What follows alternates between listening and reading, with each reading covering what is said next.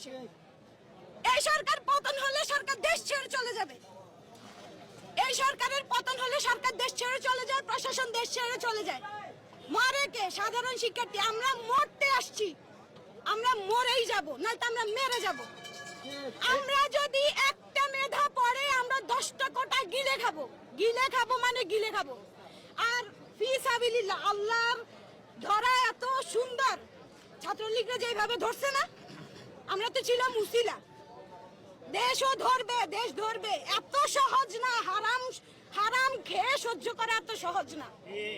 আমরা কেন মেধা থাকা সত্ত্বেও ঢাকা ইউনিভার্সিটির একটা ছেলে মেয়ে ফার্স্ট ক্লাস ফার্স্টে সে হয় বিদেশ চলে যায়। আমার ভাই সে প্রাইমারিতে চাকরি করতেছে, তার শুধুমাত্র ব্যাকগ্রাউন্ডে ছাত্রলীগ ছিল না দেখে সে হচ্ছে গিয়ে ঢাকা ইউনিভার্সিটির স্টুডেন্ট, সে এখানে হচ্ছে গিয়ে চাকরি পায় নাই। কেন? আমাদেরকে আমাদেরটা করতে দেন, আপনারা আপনাদেরটা নিয়ে থাকেন। আপনাদের গদির প্রতি আমাদের কোনো লোভ নেই। আমাদের কাহিনী, আমাদের কোটা নিয়ে, আমাদের স্বাধীনতা নিয়ে, আমাদের সচ্ছলতা নিয়ে আমরা এত পরে কি করব? তাহলে এখন এখানে আমরা মানে ওই যে কি বলে গরু পালবো, ওনার ওখানে প্রচুর জায়গা, আমি দেখেছি একবার, প্রচুর জায়গা গরু পালবো, এখানে ধান চাষ করব। আলহামদুলিল্লাহ মল চত্বরে পুরো ঢাকা ইউনিভার্সিটির পোলাপাইন থাকতে পারবে, আমরা এখানেই থাকবো। আর কিছু বলার নাই ভাই।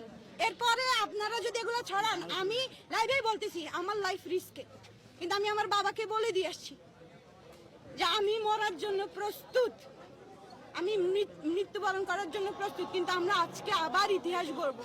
ওরা 25শে মার্চ আনাইছে না আমাদের উপর, 25শে মার্চ আসছে কিনা ছাত্রছাত্রীর উপর, তাইলে 16ই ডিসেম্বরও আসবে, দেশ স্বাধীন হবে ইনশাআল্লাহ।